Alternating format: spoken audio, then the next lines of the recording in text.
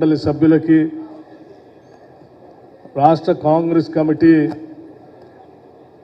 కార్యవర్గ సభ్యులకి, కార్యనిర్వహణ కమిటీకి, వివిధ జిల్లాల నుంచి ఇక్కడికి వచ్చేసినటువంటి జిల్లా కాంగ్రెస్ కమిటీ అధ్యక్షులకి, అనుబంధ సంఘాల అధ్యక్షులకి, మండల కాంగ్రెస్ కమిటీ అధ్యక్షులకి, కాంగ్రెస్ పార్టీకి సంబంధించిన ముఖ్యమైన నాయకులందరికీ ముందుగా నా హృదయపూర్వకమైనటువంటి నమస్కారాలు తెలియజేస్తా ఉన్నాను.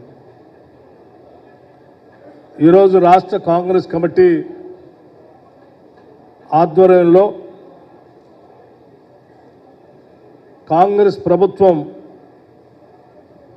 తీసుకొచ్చినటువంటి రెండు విప్లవాత్మకమైనటువంటి నిర్ణయాలని కాంగ్రెస్ కార్యకర్తలకి, నాయకులకి, ఈ రాష్ట్ర ప్రజలకి మీ ద్వారా ఇంటింటికి చేర్చాలనేటువంటి ఆలోచనతో అధ్యక్షులు మహేష్ కుమార్ గౌడ్ గారు ఈ కార్యక్రమాన్ని ఇక్కడ ఏర్పాటు చేసి మా అందరినీ ఇక్కడ పిలిపించి దీనికి సంబంధించిన సమగ్రమైన సమాచారాన్ని మీ అందరికీ అందించవలసిందిగా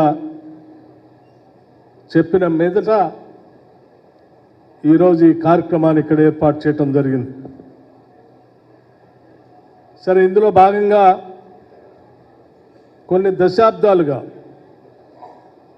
ఈ దేశంలో కుల గణన జరగాలని, ఆ దామాషా ప్రకారమే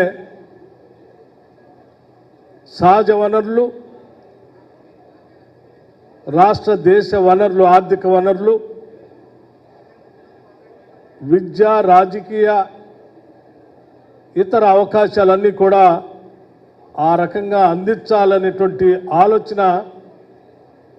మన ప్రియతమ నాయకుడు శ్రీ రాహుల్ గాంధీ గారి ఆలోచన మేరకు సాధారణ ఎన్నికల కంటే ముందు ఆయన ఇక్కడ ఎన్నికలు జరుగుతున్నప్పుడు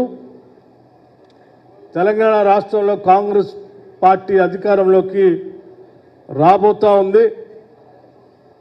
వచ్చిన తర్వాత ముందుగా తెలంగాణ రాష్ట్రం నుంచే ఈ కార్యక్రమాన్ని మొదలు పెడతామని వారు చెప్పినటువంటి